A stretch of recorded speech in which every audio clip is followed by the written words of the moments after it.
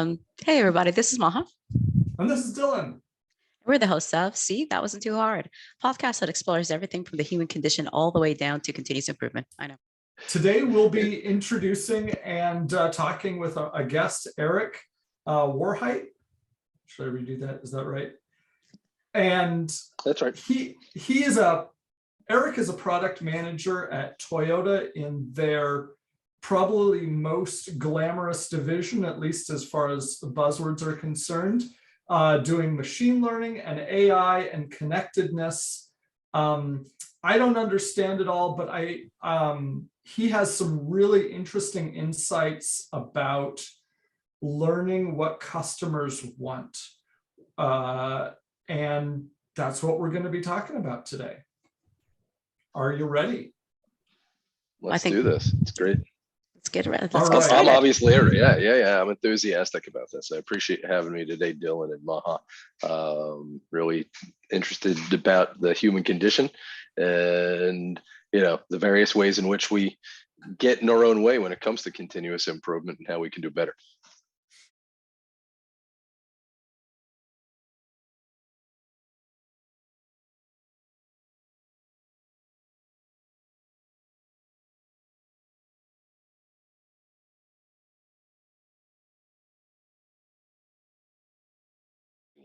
So in terms of product management, it can cover a lot of different areas. The way I look at it is there's figuring out what do people want, so what's desirable.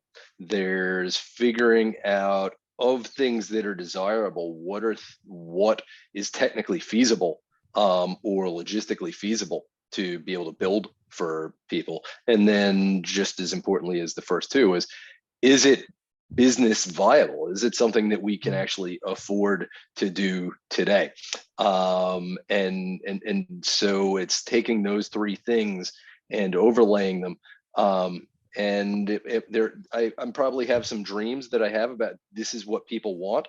I think one of the key things that product managers do is just demonstrate, I'll call it humility, either that or just the willingness to get hit in the face over and over again to find out how wrong they are when their great ideas are put in front of users and customers. So we start with ideas, but really we start with problems. So what is a problem that needs to be solved in the world? And what is the job that people are doing to address that problem?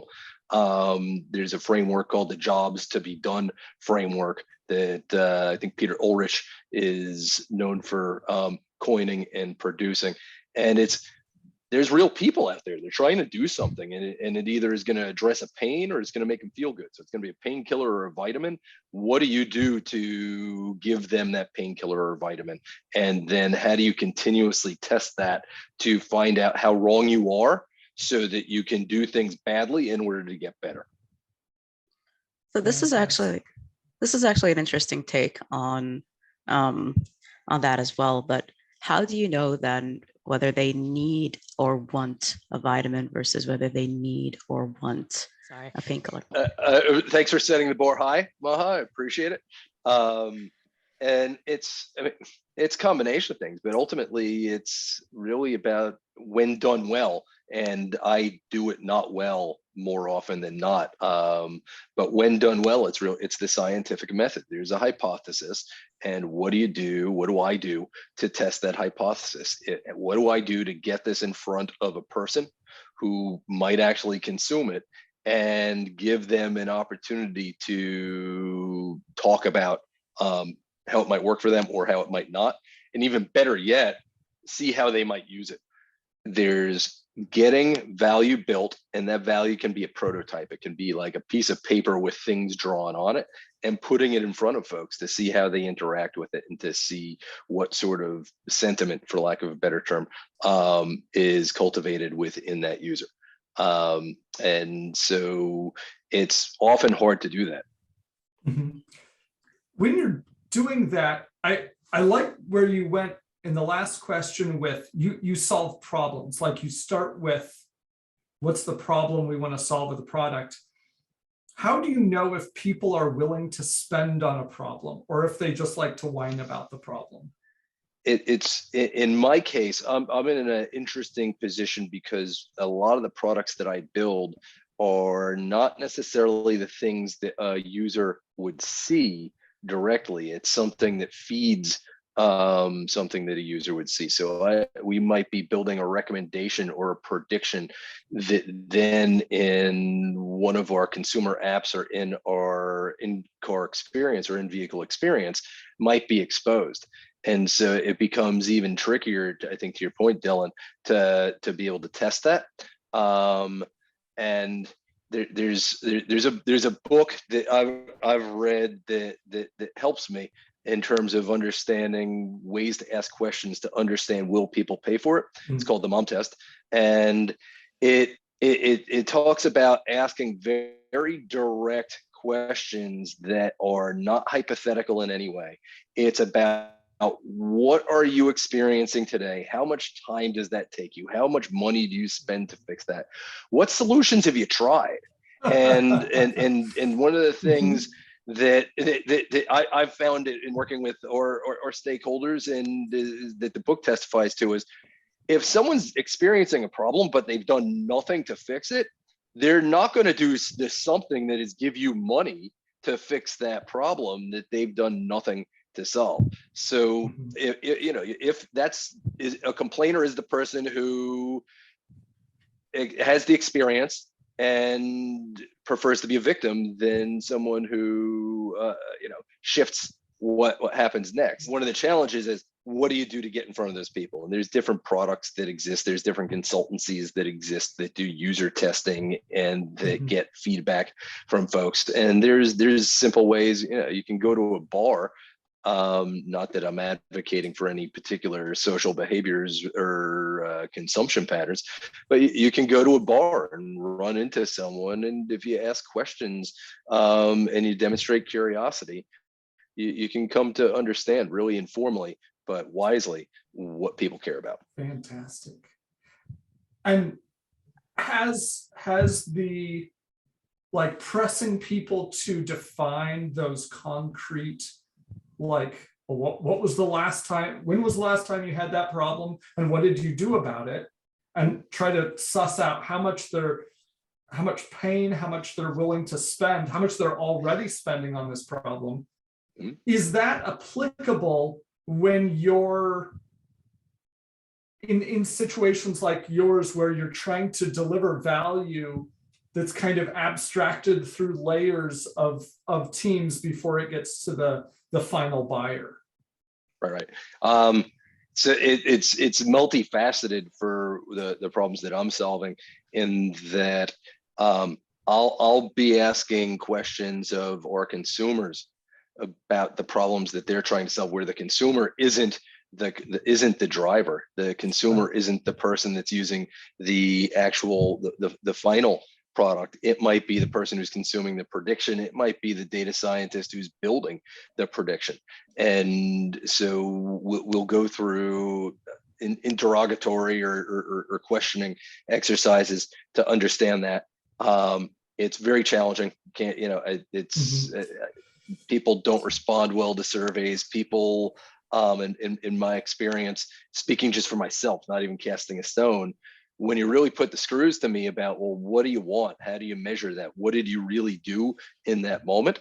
It becomes really challenging. We have multiple forums that we hold with our consumers in different group formats, in one-on-one formats, online with surveys. And it's a recurring thing where we ask often the same question over and over, sometimes differently, in order to continuously get something that allows us to better understand the problems that they're having, and as well as being able to reflect upon ourselves whether the ideas that we have just aren't the things that they need. That's something that I experience pretty often. Oh, we have this great feature. Okay, that's awesome. This is the pain that I'm experiencing, and it's cost me 40 hours a month. What can you do to help me with that 40 hours a month? Let me tell you about this feature I have an idea for that has nothing to do with that pain that you're experiencing 40 hours a month. And shockingly, when I do that, no one cares. So They smile and nod. yeah, exactly. Yeah, it's they smile and nod. They'll participate, and it's amazing how often I discover that, oh, gee, they're not getting it. Of course, they're not getting it. Why would anyone get anything that they don't care about?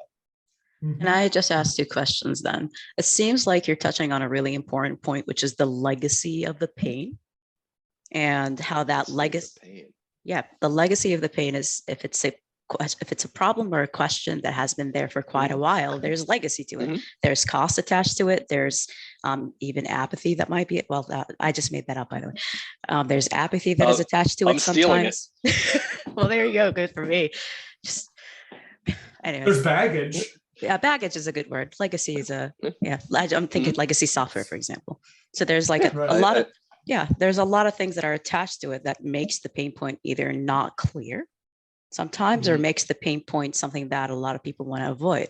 So moving to what you just said now, it sounds like you even have to sometimes reframe the pain point together with the people that are having the pain point and ensure that they actually remember why it's painful, i.e. it actually is costing me this much, and even remind them again that this is why this is going to actually help this pain point. Is that something that you've experienced or something that you've done? That the way you put it is just or brilliantly articulate, and I'm going to steal that in terms of just reframing. Because people avoid pain, they also avoid even processing or speaking about the pain effectively. And I don't know if that's at the root of why human beings, in my experience, or I'll just say people like me, jump so quickly to solutions. One of the things that I find that I do and others do so often is they have solutions that don't have a problem, and it's a brilliant solution, except it doesn't solve a problem or it doesn't solve a problem that people would pay for.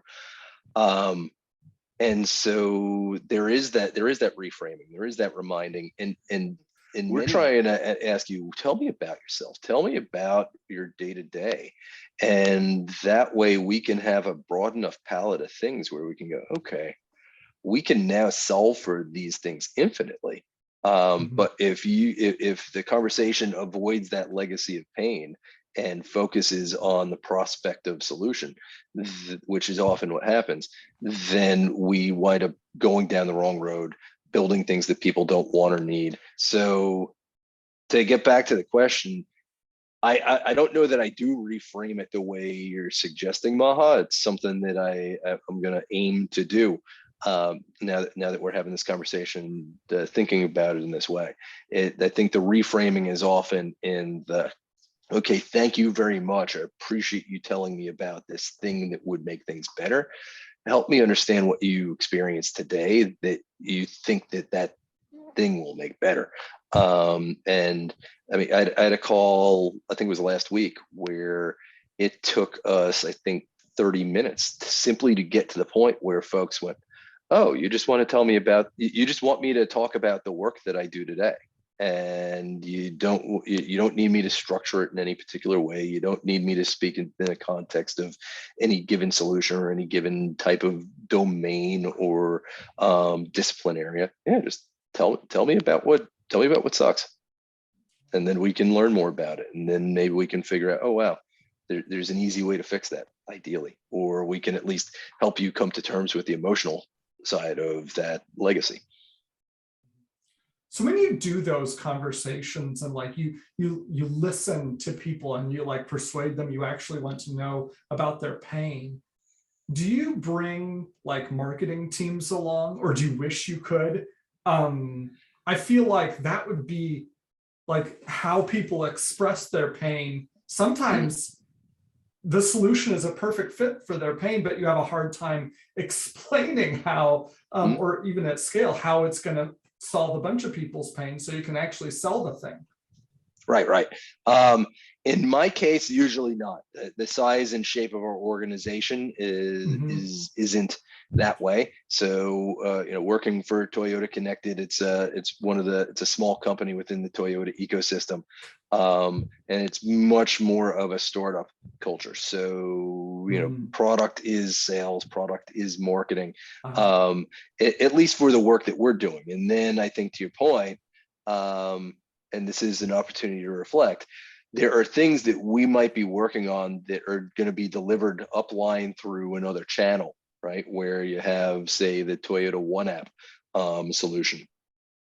And it could be useful for us to have marketing in the conversation where they understand how they're marketing One App. They understand possibly what the consumer ratings are for One App. They understand where they want to position the brand over the course of the next 6 months or 2 years. And so I could definitely see how it could be beneficial for us to get that other perspective in the room. And so I'm just going to have to ask you to excuse me as every now and then through this conversation, I take notes of the things that I'm learning in this conversation. I do think that this is an interesting topic, though, because it sounds like there's this informality that you talked about at the bar, where you're just sitting down with someone and then having a drink and then just talking to them. And this even informality of not having a giant, let's say, number of people behind you, like marketing, sales, or et cetera, maybe even putting pressure and even putting people in an anxious mood to get that information out of it. So it sounds to me actually like you recreated this kind of psychologically safe environment for them to be able to get those answers out. Would that be true? That's the intent. And in all candor, it's something that we're on a journey in terms of defining what our product practices are. In some parts of the world, product is, the world of product has been a thing for a decade, 2 decades, and for larger organizations and for enterprise-sized corporations, it's a much newer thing in many respects, except for the tech companies. And so we're establishing that practice. Where I love the way you put it in terms of allowing for the psychological safety, as well as allowing for the nimbleness and the scientific approach, as opposed to what I think sometimes happens with sales or marketing is there's a number, there's a metric that is trying to be hit, and that can influence the conversation. You talk about metrics and how sometimes people are very focused on metrics. Product is a very scientific method approach, and you phrase those almost in opposition. To me, okay, keep going. The scientific method, if you're going to test something, you got to have numbers down there to stop you from lying to yourself about how awesome the thing is. Yes, completely agree. My segue is how are you going to stop lying? How are you going to stop yourself from lying to yourself and from the customers as well as from lying to themselves? Yeah, I don't know. Spoiler alert. I'm not. I don't think that it's humanly possible. There's a book called "Why Everyone Else is a Hypocrite," and it's an evolutionary biology author who writes about how, at least his conjecture is that the brain developed over time with different modules that are in some cases in conflict with one another. He posits that there might be parts of the brain that are literally designed just to lie, just in order to maintain social confidence and to be able to succeed in this primate world of social order and other things. So yeah, and so anyway, so that said, love the challenge, and I think the distinction is there's an axiom or a presumed law that once any given metric is measured, it is no longer a valid form of measurement. I like that. And it's Googleable. It's someone's second law or something like that. And I think one of the things that happens with sales and marketing is they have metrics, but they're targets. And I think once a product is born, that we wind up in a world where there's targets where, for instance, Facebook has, along with other social media and platform companies, obsess about daily active users. That's what they live and die by, is daily active users. And for the first time in Facebook's history, last month, I believe, they had a drop off in daily active users, which could be one of the reasons why they're actively reinventing themselves as Meta. They recognize where the puck is going, so to speak, and so they're going to adapt and change. I think we've gotten to the point where social science, in particular, has it's gotten to where there's an issue where there's no reproducibility of a given study, and that's a problem when it comes to peer-reviewed quality science.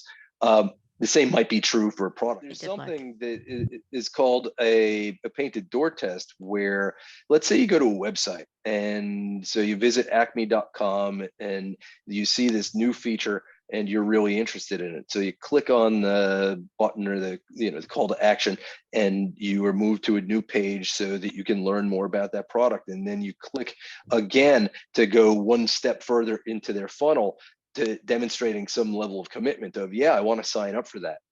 And you'll get a response saying, oh, we're really sorry, Dylan. We're really sorry, Maha. It's not ready yet, but if you give us your email address, we'll let you know when this feature is available. And so now they have data that tells them, okay, this is how many people demonstrated interest in just learning about the product. That's the first click from the first page.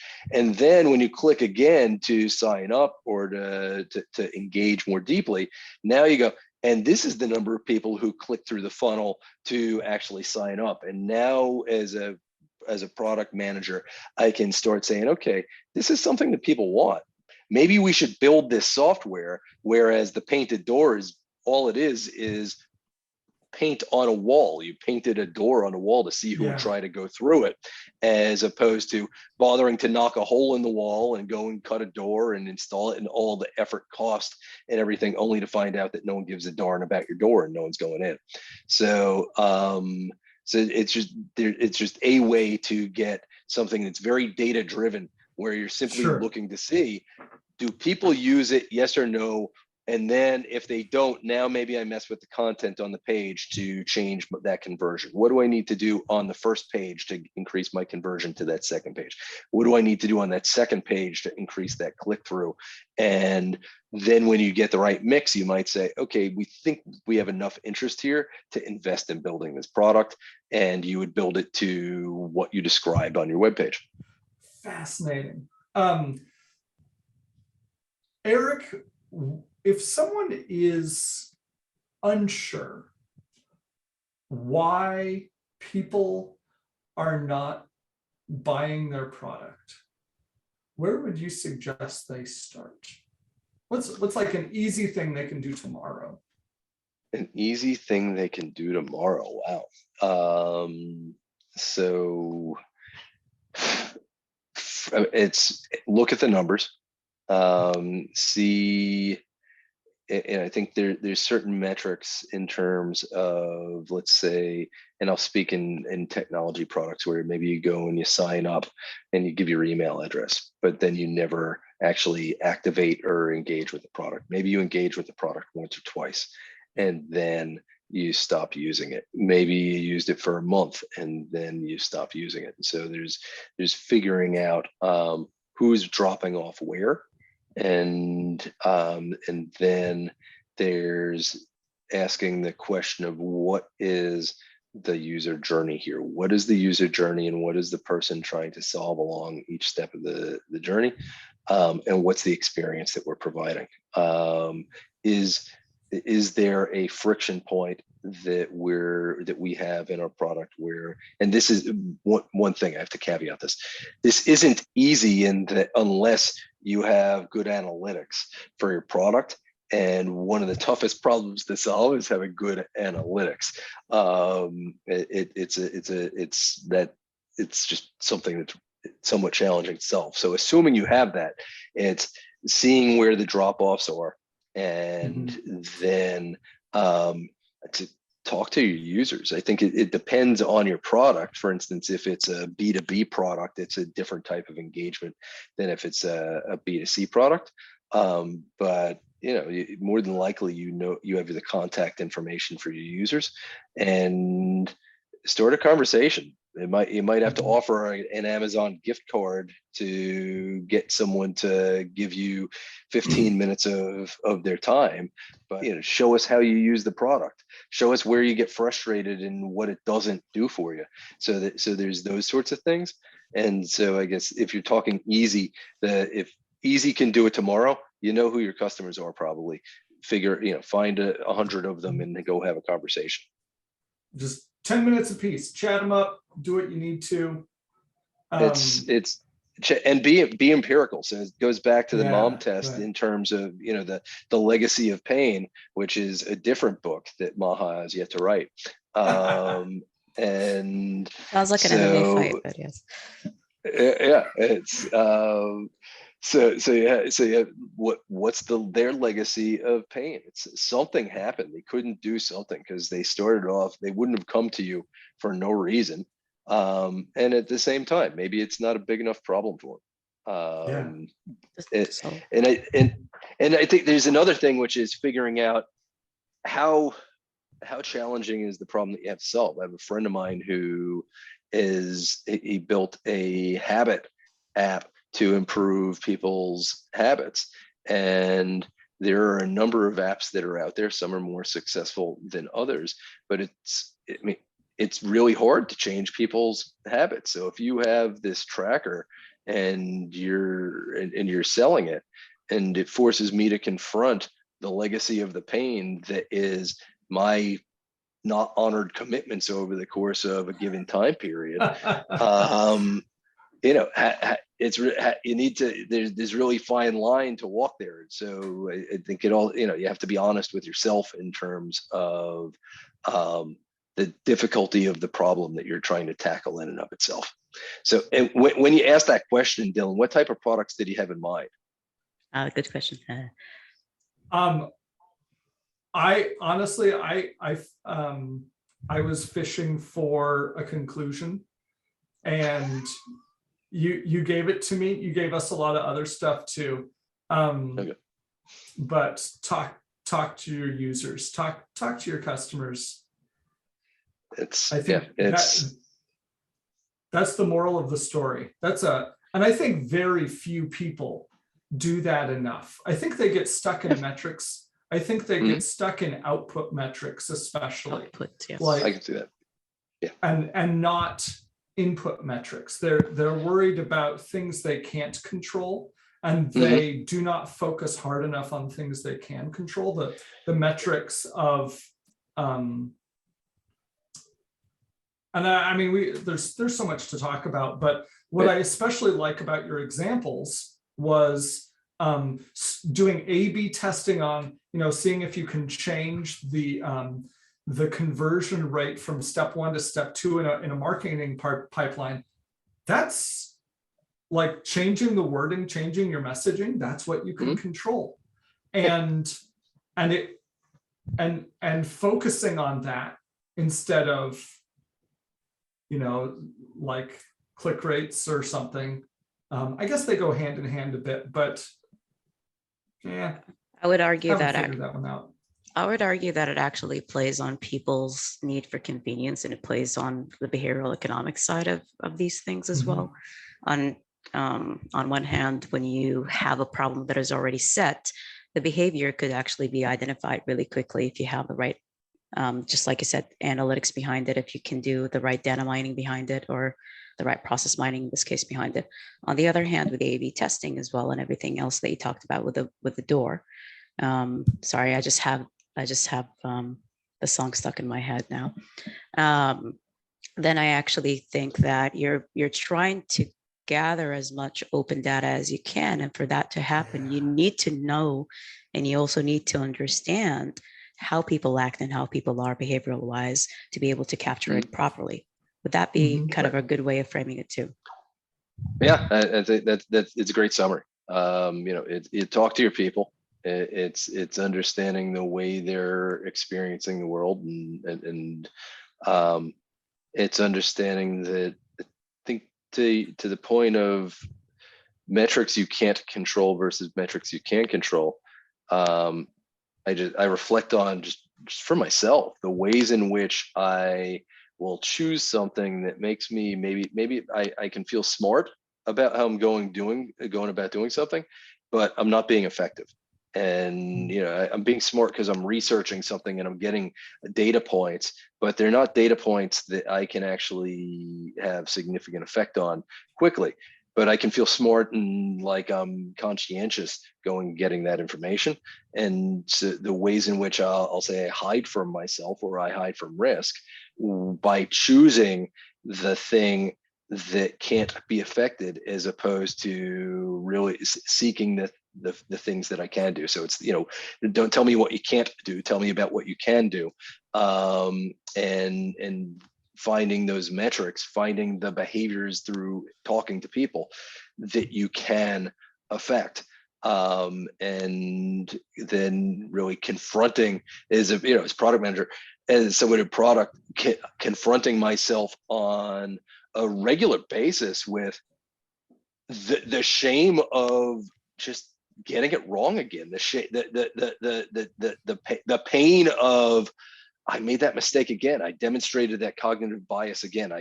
There was that blind spot again. I didn't honor that person the way I could have. And therefore I don't understand them in a way that allows me to understand their problem and then come work with engineers and really smart people to then be able to solve it. And it's working through that journey and the humility of it to go, it's okay, I can do this and it's worth it, because when we solve problems together, that's what helps us to continually improve, which improves the human experience. That is like the perfect closing right now. Yeah, that might be our clip. Thank you, Eric. This is fantastic. You want to close us out, Maha? I don't know if we do have time for one question from my side, Yeah, which is, go ahead. When do you know solving the problem is just not worth the money? Wow, love that. So I'd say early on, it's simple arithmetic where, let's say we want to solve a problem that involves crunching data, and it's to improve a convenience item, or maybe it's to improve a user interaction where you have them interact with something they're subscribing to on a more frequent basis, increasing their engagement. And if your revenue from that subscription is, just making up numbers here, if you're bringing in $2 million a year for that subscription, and it's going to cost you, $500,000 or $1 million to do the data processing and the other things in order to create an incremental gain, and maybe it's even 20,000. I don't know what that number is. That's something that's situational, but really understanding, okay, what's the impact that we're trying to hit? What's the number we're trying to move? And then there's other cases where there's a feature that's going to become available in Toyota vehicles in the next couple of years. That's about cabin awareness, where our team worked to figure out, is there something alive in this car right now? And so there aren't many children who die because they were left in a car, or pets who die because they were left in a car, but it's tragic when it happens. And we've decided to invest in making this a standard feature in all vehicles, where we're able to see if there's someone or something in the car it has a heartbeat, that's breathing, even if they're hiding behind a seat. And that's something that's priceless. That's something that's about honoring our brand promise of bringing quality and safety to our drivers into the world. So sometimes, I'm sure that if it was too expensive, we would still have to say no or not now. But you had really smart people working to figure out how to fit that into a budget that allowed us to support our brand halo and our brand promise, where sometimes it's more cut and dry of, no, it's $1 million a year in subscription. This we think is going to move the needle by X. we're not going to do it. If it already exists, it's somewhat similar, right? You go, okay, how much money is it costing us to run this thing? How much money is it costing us to operate it? And how much money is it bringing in? That can be challenging when it's a product within a product and you have a Russian nested doll situation, but you can still figure it out. It's back to the painted door. What's the engagement? What's the click through? How often are people using things? And one of the things that we're focused on doing right now actually is creating visibility into the product lifecycle and understanding, okay, are we simply trying to introduce something and get some traction? Or are we in growth? Or are we into the point where we need to start looking at retirement? And what are the metrics? What are the numbers that we use to figure out what those breakpoints are for a given product? So I guess I don't have the real answer for you because we're figuring it out in this year. I actually think you do have the answer, because what you've done with making the process cycle visible or the product cycle visible is allowing yourself to have that incremental change, which usually would mean incremental costs as well, or kind of minimal cost at least. So it sounds like you're doing that. So thank you for that answer, actually. Thank you for asking, and thank you for the opportunity to be here today. Really enjoyed the conversation. We really did too, as well. From my side as well, I really loved that you touched on a lot of pain points that we've talked about, from cost of unreliability, the problem with metrics, some elements about how to be a good change agent as well. So thank you actually for that. I think it's kind of repackaged things quite well for us. Do you have anything, Dylan? Awesome. To add? Nope. I got more questions, but we could be here all day. Got time. Thank you so much, Eric, for allowing us to talk to you about a lot of these pain points. And I think a lot of our listeners have learned tremendously from that, from metrics all the way to the mom test, all the way to how you are even continuously improving in Toyota and the product development side. For those of us who enjoy the podcast, don't forget to click like and subscribe and listen to us wherever you get your podcasts. And until then, see, that wasn't too hard. That wasn't so hard. Oh, there you go. Close enough. I love it like that. Thank you so much, Eric. Thank you, Dylan. Yep. We'll